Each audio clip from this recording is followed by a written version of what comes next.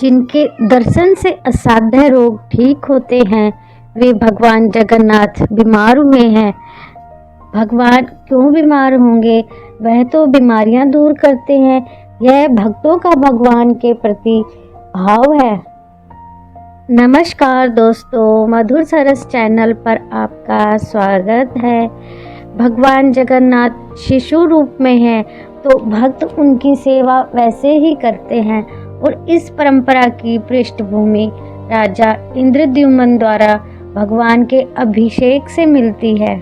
भगवान जगन्नाथ का ये अनोखा रहस्य जानने के लिए वीडियो में अंत तक बने रहें और वीडियो को लाइक शेयर करें, चैनल को सब्सक्राइब करें, कमेंट बॉक्स में जय हरि विष्णु अवश्य लिखें। राजा इंद्रद्युम्न ने जब देखा कि भगवान की प्रतिमा तो अधूरी ही रह गई है और शिल्पकार लुप्त हो गया है, तो वह विलाप करने लगे। इस पर भगवान ने उन्हें प्रेरणा दी कि विलाप ना करो, यही होनी की ओर से तय था और मैंने नारद जी को वचन दिया था कि बाल रूप में इसी आकार में पृथ्वी पर विराजूंगा। और फिर भगवान ने इंद्रद्युम्न को आदेश दिया कि 108 घड़े के जल से मेरा अभिषेक करो। और वह दिन ज्येष्ठ मास की पूर्णिमा तिथि थी। ज्येष्ठ माह में बहुत गर्मी होती है और यदि कोई गहरे कुएं के ठंडे जल से स्नान कर ले तो उसे लू लगेगी ही, सर्दी जुकाम भी होगा। भगवान जगन्नाथ ने जब भक्तों से कहा कि अब मैं बाल रूप में तुम्हारे समक्ष प्रकट हो चुका हूँ, तो भक्तों ने भी फिर बाल भगवान की सेवा शुरू की, बिल्कुल एक बालक की तरह ही। ज्येष्ठ मास की पूर्णिमा से अमावस्या यानी 15 दिनों के लिए भगवान की सेवा की जाती है। मंदिर के पट बंद रहते हैं। भगवान जगन्नाथ जी हर साल की तरह ज्येष्ठ मास की पूर्णिमा पर देव स्नान कराने के बाद बीमार हो जाते हैं। भगवान जगन्नाथ जी हर साल इन दिनों लू लग जाने के कारण बीमार होते हैं। बीमारी के दिनों में जगन्नाथ जी का पूरा ख्याल रखा जाता है। जगन्नाथ जी के विश्राम गृह में दीप अगरबत्ती लाकर रख दी जाती है। बीमारी के दिनों में वह न राजसी वस्त्र पहनते हैं और न सिंहासन पर विराजते हैं। वह एक खाट पर लेटे रहते हैं।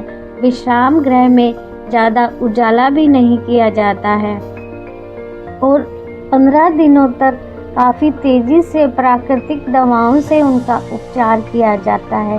इन दिनों भगवान जगन्नाथ जी को मौसमी फल, परवल का जूस और काढ़ा पिलाया जाता है।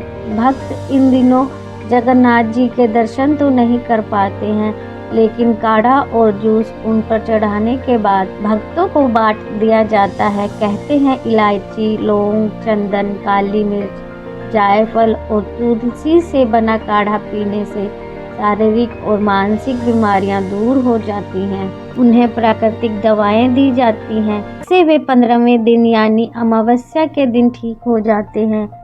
जब भगवान जगन्नाथ स्वस्थ हो जाते हैं तो वो अपने भक्तों से मिलने के लिए रथ पर सवार होकर, जिसे जग प्रसिद्ध रथ यात्रा कहा जाता है, यह रथ यात्रा हर वर्ष आषाढ़ मास के शुक्ल पक्ष की द्वितीया तिथि को निकलती है। भाई बलभद्र जी और बहन सुभद्रा के साथ अपनी मौसी रोहिणी जी के यहाँ भेंट करने जाते हैं। वहाँ 7 दिन तक खूब आनंद करते हैं। वहाँ फिर उन्हें मालपुआ आदि विविध पकवान खिलाए जाते हैं। भगवान जगन्नाथ की रथ यात्रा भव्यता के लिए तो जग प्रसिद्ध है ही, शास्त्रों में भी इसके महामात्य का बखान है। स्कंद पुराण में आता है कि रथ यात्रा में जो व्यक्ति जगन्नाथ जी का संकीर्तन करता हुआ गुड़ीचा नगर तक जाता है, वह जन्म मरण से मुक्त हो जाता है। भगवान जगन्नाथ के बीमार होने के पीछे एक कथा भी प्रचलित है। उड़ीसा प्रांत में जगन्नाथपुरी में भगवान श्री जगन्नाथ के एक भक्त माधव दास जी रहते थे। माधव दास जी अकेले ही रहते थे और भगवान का भजन किया करते थे। हर रोज श्री जगन्नाथ प्रभु के दर्शन करते और अपनी मस्ती में मस्त रहते। वे सांसारिक जीवन से कोई मोह माया नहीं थी।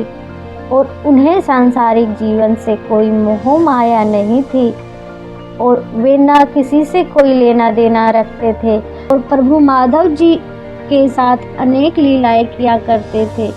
और एक दिन अचानक माधव जी की तबीयत खराब हो गई। उन्हें उल्टी दस्त का रोग हो गया। वह बहुत ही कमज़ोर हो गए।